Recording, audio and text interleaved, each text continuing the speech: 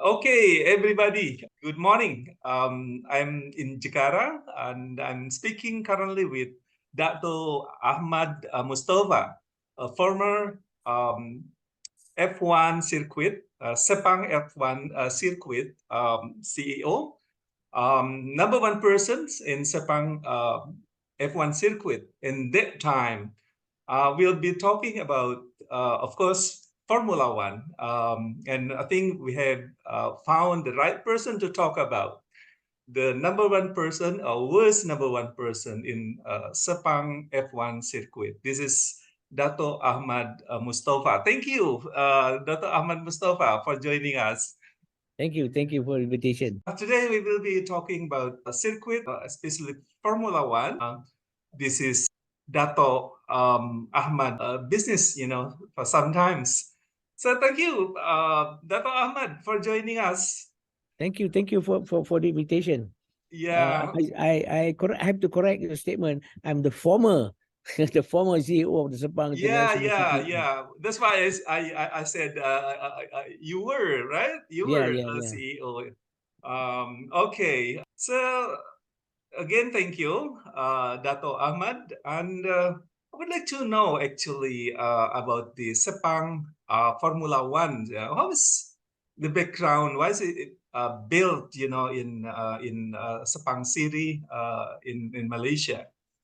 Okay, I think well, to talk about the history of Formula One in Malaysia, it started way back in 96, 97, I think so. Okay. When our former Prime Minister Tun Mm-hmm. Mahathir Right.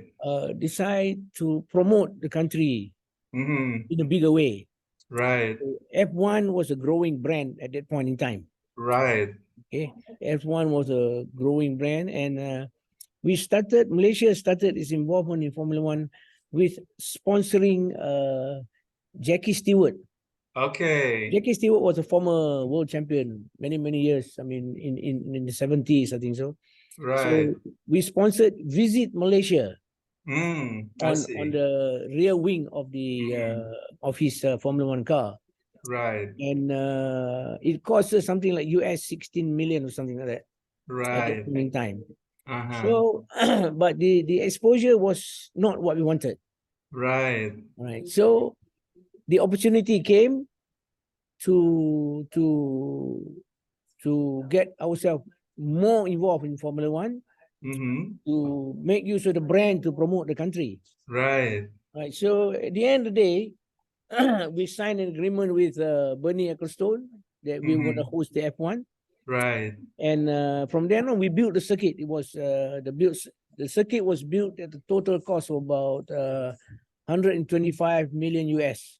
Okay. The That circuit the and cost to build the circuit. yes, the circuit Okay. and its facilities, the paddock area.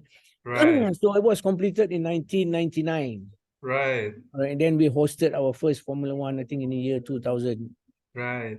And no, we hosted our Formula One in 1999, Okay. right? And from there on, it was good because you see what the brand Formula One Mm-hmm. gives us was that the exposure at that point in time, Mm-hmm. live viewership is at that point was about 650 million live viewership. Okay. So you have a very captive audience. Yeah, that's And then worldwide. and then viewership on highlights, Mm-hmm. replays Mm-hmm. into about 1.6, 1.7 billion Billion. yeah, viewership. So Okay. and it was a good platform. It was a good Mm-hmm. platform to promote the country, and Mm-hmm. also coupled with the fact that Formula One is in terms of technology. In Mm-hmm. terms of technology, it's about the highest in automotive technology. Right. So we had Proton at that time, our national car.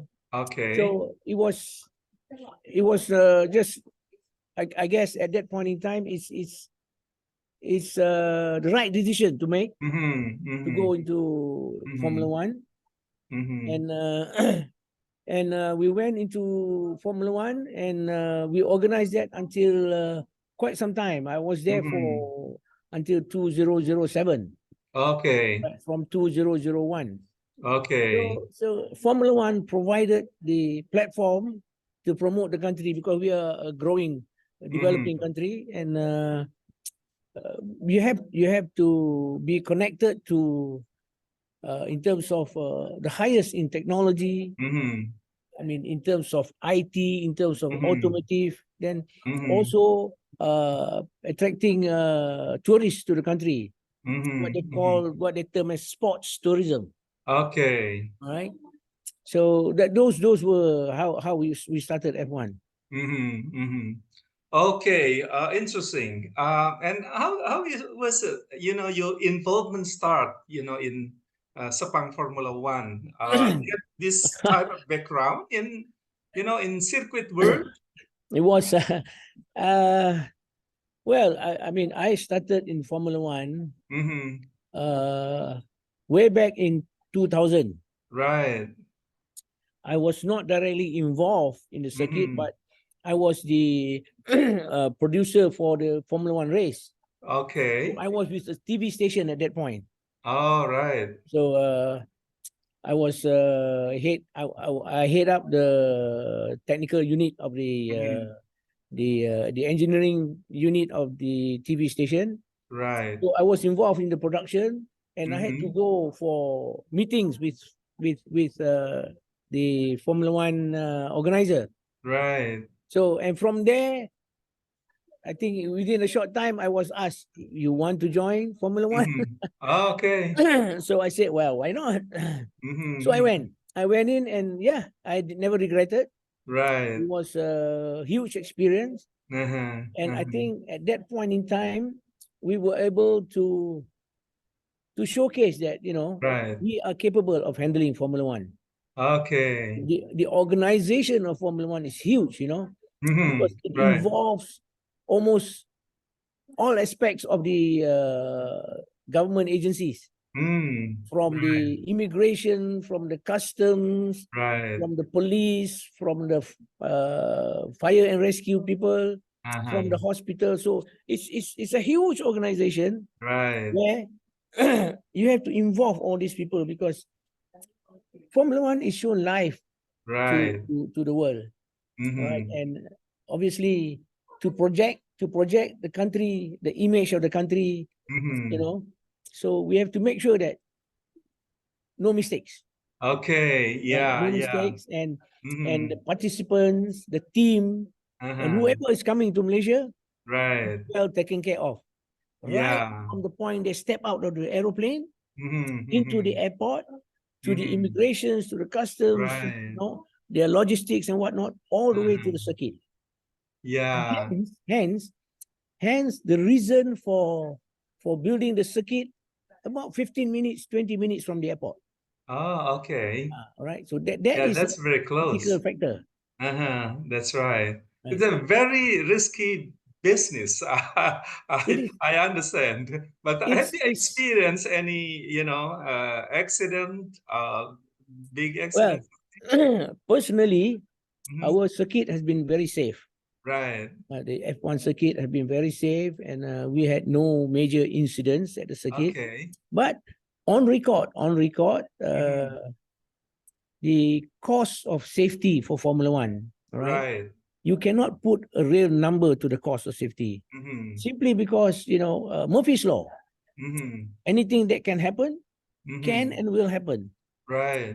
So with on FIA have come up with specifications how to build the Mhm. circuit, Mhm. and we have built the circuit to FIA specification, Right. and with all the safety features and all the marshal locations around the track, so Okay. but on our track, we have not had any major incidents. Okay. But my experience with F1, there was one race in Australia back in year 2000, I think so. 2000, Okay. no, 2002, 2003, Mhm. when I Mhm. think Ralph Schumacher went into the back of Barrichello, Mhm. and his rear wheel came off. Okay. So at that point, there was a marshal post. Mhm. The safety fence was there. Everything was there. Everything that is required to provide safety for the marshal, it was there. Okay. Okay. Right. but there was an opening about 12 inches and about 36 inches wide. An opening for the marshals to put out their hand for flag signals or whatnot. Right. And sadly, the Mhm. tire was so accurate. It came through that opening. And sadly, the marshal was killed. Oh, So that yeah. that is the risk Sad thing. of Yeah. the risk of racing Formula One. But Right. I mean, FIA have done so much to instill safety, both the spectators and the driver's side. Right. If you see on the driver's side, FIA have introduced the halo, which is covering the driver, right, from hitting anything, their head hitting anything. Also, Right. as a result of an incident in Japan, Right. right, when one of the drivers went off the track in heavy rain and just hit a machinery. He was on the track to recover a car. Yeah, yeah. So yeah, he was badly injured. So, and also that has proved to be very safe. After that, there were a few crashes, which with the cars running on top of one another, cars Okay. crashing onto the barrier, and he has saved, and the cars overturned and skidding. So he has saved the Right. drivers. So in Right. terms of the safety aspect, I think there's no stopping, Yeah, no basically. bargain, yeah, for the Yeah, no safety. stopping Yeah, it's number F1. one But priority. but our take on those on safety aspect is we will try to do whatever is required Right. to ensure Right. safety, right? Right. But if it happens, then it is an opportunity to look at how to address the issue. So Okay. that was how it was done last time. Okay. So you said that now the event of Formula One is much more safer, Yeah, it's compared to a whole the lot last safer. Yes, times. Yeah. very, very safe. Okay. Right. I read that you also organized some other event, not just in Sepang, Malaysia, but some event in another circuit, in outside of the Malaysia. Can you tell us See, what are they? I was after Sepang circuit. I was invited to organize the Tour de Langkawi, Okay. which is a bicycle race, also under the world calendar, right? But basically, to me, is an international event.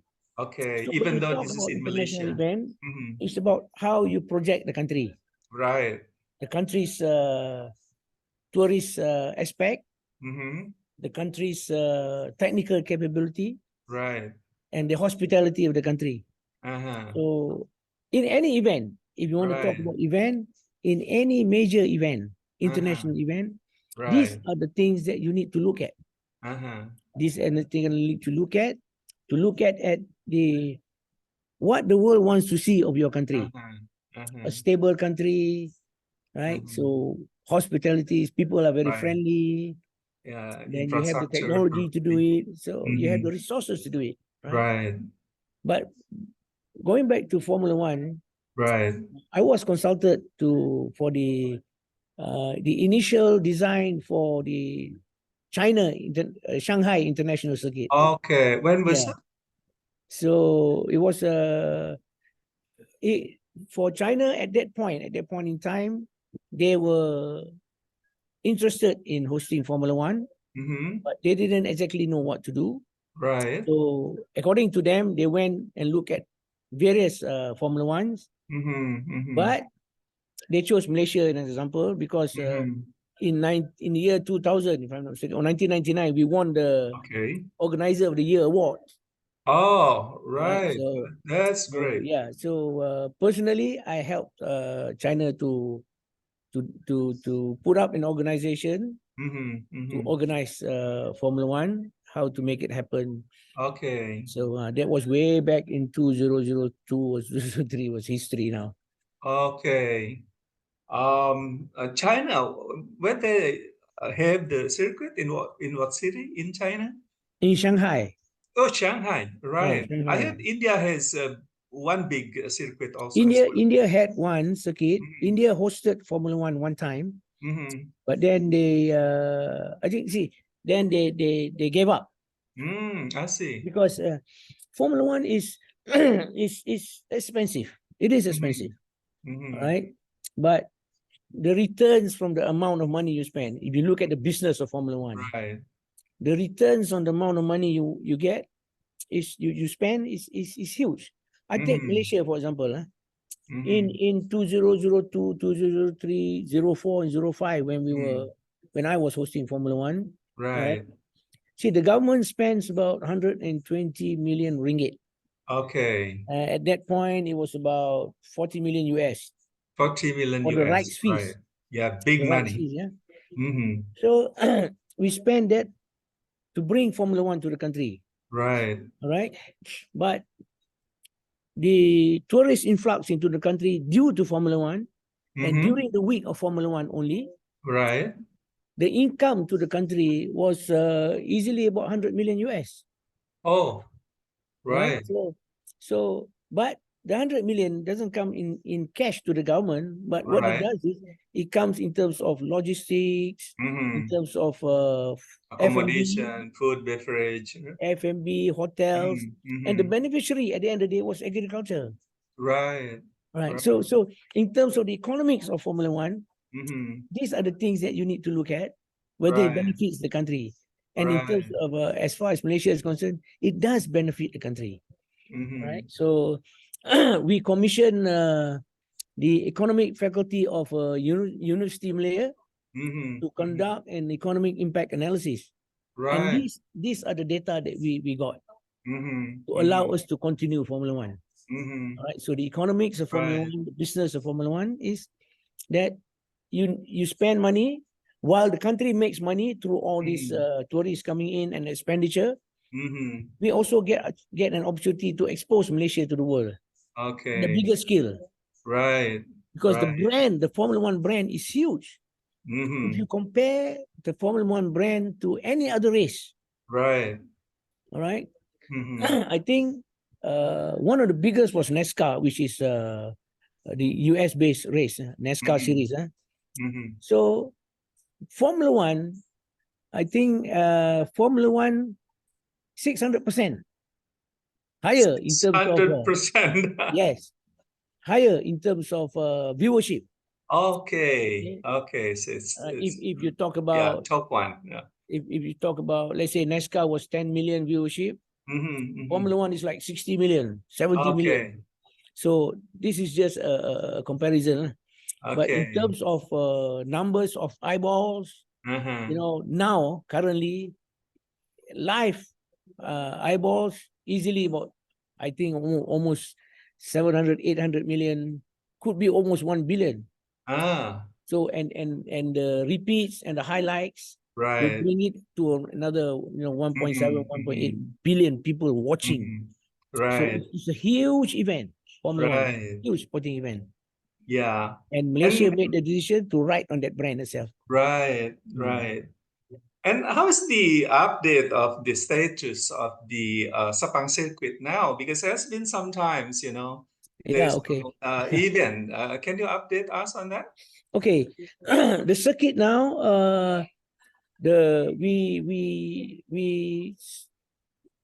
stopped F1, I think sometime in 2013 or 14, something like that. Okay. Right. And the circuit now. That's much before COVID-19, right? Yeah, before 2015, COVID. 14. Okay. Yeah, before COVID. So the right now the circuit handles Moto GP.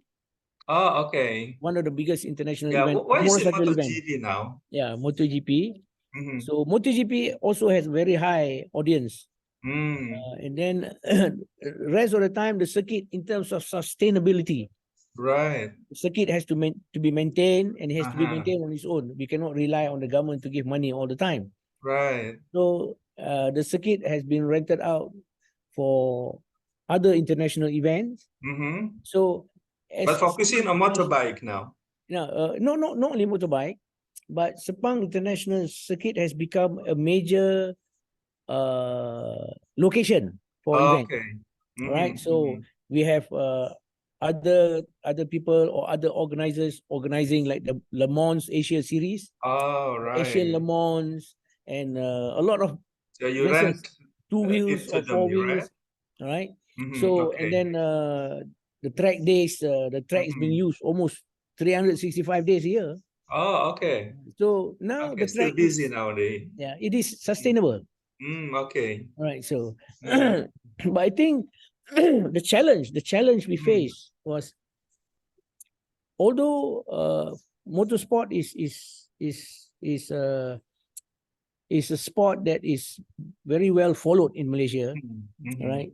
But the opportunity is to increase the base, to increase Right. the motorsport fans, to Mm-hmm. increase the Mm-hmm. motorsport industry, not the sport Mm-hmm. industry, but the Mm-hmm. motorsport industry. So that is the challenge now. Mm-hmm. How do you make racing cheaper? Right. Now, safety wise is very safe, but how do you make it Mm-hmm. cheaper? How do you make it accessible to different levels of the society, Mm-hmm. right? Because the Right. grassroots support is very important. Mm-hmm. All right. Mm-hmm. So these are the efforts that are being taken up now Right. to increase that base, to give Mm-hmm. you a better support in terms of Okay. coming to the circuit to watch events. Mm-hmm.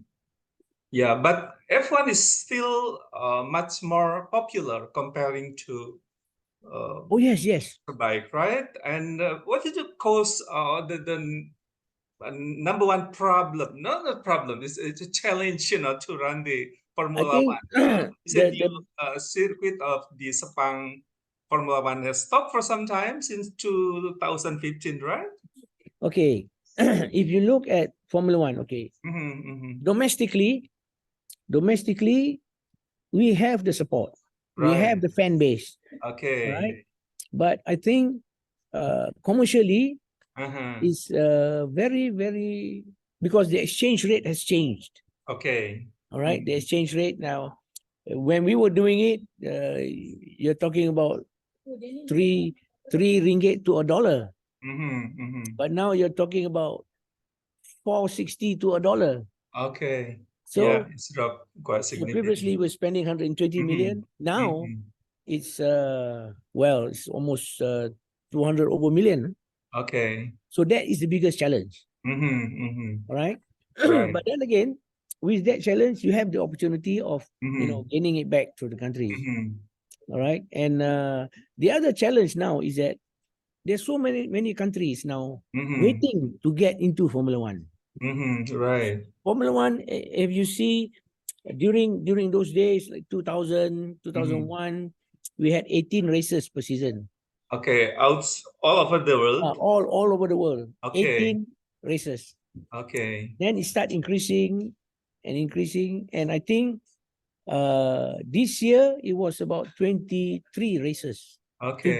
21 something like that. Uh-huh, And for 20, that was 2023. For 2024, uh-huh. it's going to be like 24 races in a season. Okay, So that is challenging for the drivers, uh-huh. for the teams, right? Okay. So the There's so schedule is very many hectic. event, Yes. right? But because of the impact of Formula One on the Mm-hmm, country, mm-hmm, the ability to promote the country and whatnot, there are a mm-hmm. lot of countries now waiting. Okay. So, but the countries who are already holding Formula One are not Mm-hmm. letting go. Okay. So the if Malaysia were to make a comeback, it's going to be a Uh-huh. tough call, Right, right? So we right. have to go through all these, to make a comeback. But we Okay, hope that the opportunity will arise again okay. to bring back Formula One, because I Mm-hmm. think it's also good for the region. Right, right. Uh, You're talking Southeast Asia, right? yeah, Southeast Asia. Not just I mean, Malaysia alone. you look at Mm, Indonesia has built a circuit now, Lombok, right. Yeah, right? in Lombok, So Mandalika. Mandalika, yes, Mm, Mandalika. mm, It has already organized Moto GP very right. successfully. Uh-huh. So now the Asian region is becoming stronger. We have Singapore F1, Okay. Indonesia now with MotoGP, Mm-hmm. Malaysia with MotoGP, Thailand Right. with MotoGP. Okay. So if you look at the geography, Uh-huh. all right, so there's a lot of shift going to Right. Asian countries, Mm-hmm. all Mm-hmm. right. But while the mainstay the Uh-huh. history of Formula One, where it started in Europe and all those things. It's Okay. going. The US has got into Formula One, Uh-huh. right? And they have now 2 races for Formula One, Okay. and they're going to increase to a 3rd race. Okay. Because in the United States, the support for motorsports is huge. That's why I say, that's why I relate back to the industry. To establish the industry very well, with all the grassroots development and whatnot, right, you will get the same support, Okay. right? And Okay. that is the business of Formula One. You can get Right. the same support. Right. So for us, we are looking at that opportunity to do it. Right. Right. So currently, what is the most popular F1 circuit or event, in the world? Is it I still think in Europe, of course? among the popular circuits, I Right. think it's hard to put a finger on which circuit is very popular. Okay. Very hard, because the fan base is huge everywhere it goes. Okay. All right, but the mainstay is like Imola.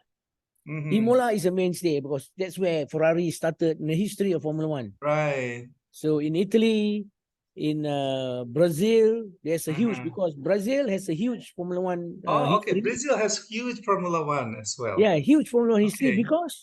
because they had a driver by the name of Ayrton Senna. Oh, okay. He was a fantastic. He was a champion at that time, so he was very popular, and Right. hence the popularity came out. Uh-huh. So of course the UK you had Silverstone. Right. The Silverstone circuit is historical, Okay. and in fact now most of the F1 teams have their factory in Okay. the UK. All right. Right, so they have like Mercedes. Mm-hmm. Mercedes, although Mercedes is a German brand, Right. but their F1 factory is in the UK. Okay. Similar with Red Okay. Bull, they have their F1 factory in the UK. Well, Red Bull is sponsored by the Australian, late Austrian billionaire. Right. In terms of circuit, it's difficult to pinpoint which is the best circuit. Okay. Drivers have their own preference. Right, Malaysia, for example, Right. we have our circuit have about 15 turns, from turn 1 to turn 15. Right. Most iconic turn in on our circuit is turn 7 and 8.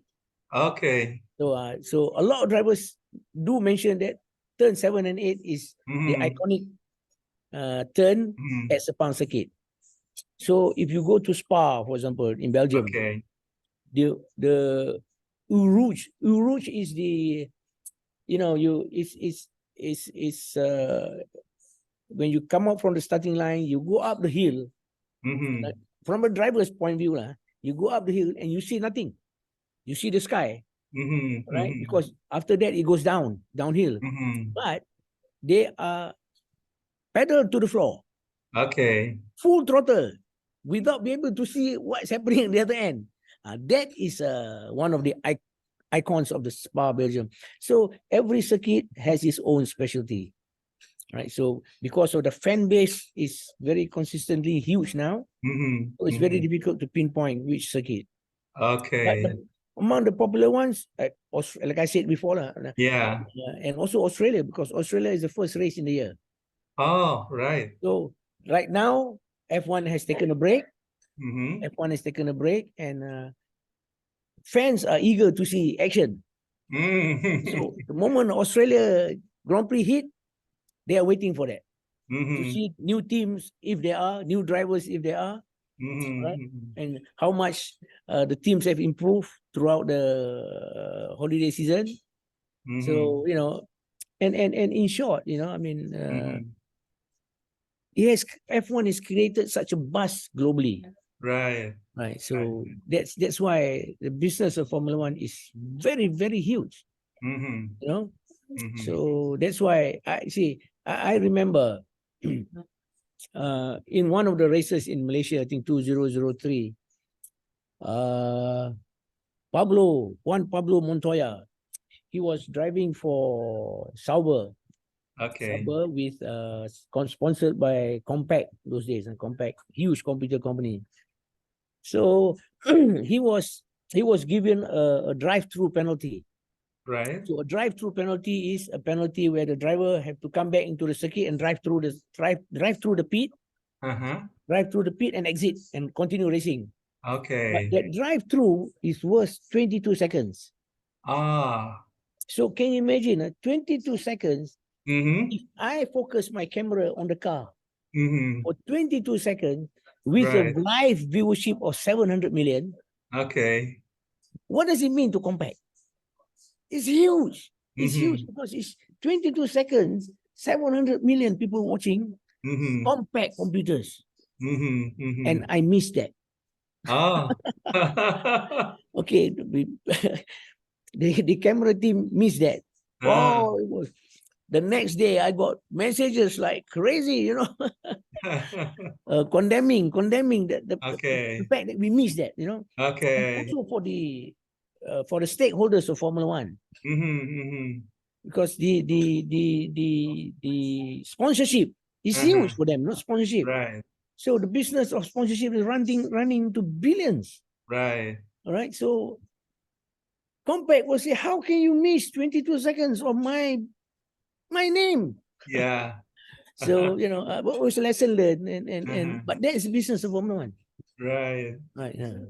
It's Yeah. huge. It's huge. Yeah. Interesting. Lots Yeah. of dynamic Yes, the dynamic. event. And that I mean, you this have is not talked. That one you have not talked about the logistics of Formula One. In those days, the teams that fly in, for us on the eastern side, right. inclusive of Australia, we are called flyaway circuits because the main circuits are in Europe. So for Okay. every flyaway circuit, for Malaysia, for example, all the team equipment, cars and whatnot come in 7 units of 747 jumbo jets. Okay. It's huge. Mm. That's why the airport is very important, and the proximity of the circuit to the airport is very important, Right. because the logistics is so huge. You I come understand in now. and it has to work like clockwork. You come Right. in, offload, customs. Yeah, it should be and, integrated. yes, and then onto the transporters to transport to the circuit. Okay. And this is the beauty of Formula One. The moment you finish the race today you finish the race, tomorrow they're ready to pack. They're ready because everything comes in boxes already. Right. So, but on hindsight, as a country, especially myself, we learn a lot about Right. how to organize Formula One, and we learn what Formula One is all about, and Okay. we learn how the teams approach Formula One. I take the simplest thing. You have a racing car. Right. Why do you need to polish the racing car? Right? Why? Because it is all about visibility. It's all about the outlook of the sponsors. Right. We are professionals and it's clean. Everything is to perfection. Right. It is like that. It's everything is to perfection. Right. We don't miss a thing on a Formula One. And that's what we learn. Right. Interesting. And maybe this is last question, Dato Ahmad. Yeah. With the challenge, with Formula One, and then you see lots of now the development of the Moto GP circuits. So in comparisons, between Formula One and GP1 in the future. So how do you compare in terms of popularity I think, and also in terms of the event and business? I mean, my personal view, Right. F1 is still the pinnacle of motorsports. Okay. Four-wheel motorsport. MotoGP is the pinnacle of motorsports for two-wheel. Okay, two different worlds. Two different categories. And they have their own followers.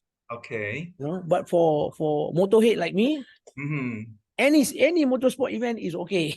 Okay. Right. So I would love Formula One. I love MotoGP. I love rally. But again, if you want to take, you cannot compare these two because the level of investment, level of sponsorships, right, are totally different. Okay. and the quantum, if I may say, the quantum is different, totally different. It's huge. Okay. You know, Formula One investment is you know, I mean, if you take Malaysia for example, if we pay let's say 200 million per year, if we will bring Formula One, with the current rate, 200 million, that's about, let's turn it the other way around. It's about 40 million US, right? So you compare it, if there are 20 circuits, there's only 800 million US. Okay. That is just the fees that each circuit pay. I'm taking just an average number. The fees that each circuit pay to get Formula One into the country. So if you have 24 races, so it's almost 900 million US. Now 900 million US in terms of Malaysia, if I take in ringgit, 900 million US, that's easily almost 4 billion. That is only the rights fees. You have not talked about the sponsorship the teams bring in. It's such a huge business. So you cannot compare between Moto GP and Formula One, but both are in their own, basically. Their own category, and they are the biggest. They are the biggest in the world. Yeah, it's not apple to apple. Yeah, it's it's not. You cannot that. You cannot compare apple to apple. Okay, Okay. Datuk Ahmad, thank you very much for the conversations. I We'll hope, discuss I again hope, later. yeah, I hope whatever I've given has given some knowledge and idea. Yeah, knowledge and insight, on insight of Formula One business and also GP. we can go on talking MotoGP. for an hour more, Yeah, because you are so enthusiastic. yes, there's so much to Because talk I know about. you are circuit lover. I mean, Formula One lover. But we just give just an overview so that people know sort of about the business of Formula One, the risk of Formula One, and the impact of Formula One to the country, any country. Right. Once again, thank you very much. Thank you, So thank we'll you, see you thank you to again, you. talking or do conversation for another topics. Yeah. Thank you.